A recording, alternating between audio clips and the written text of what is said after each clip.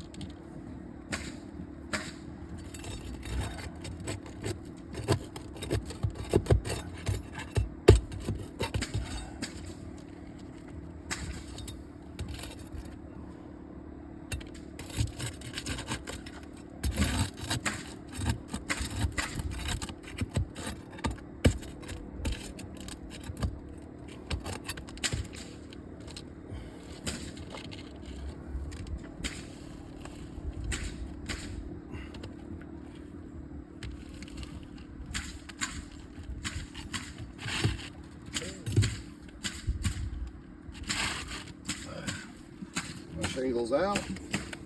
Now we're going to put it back in.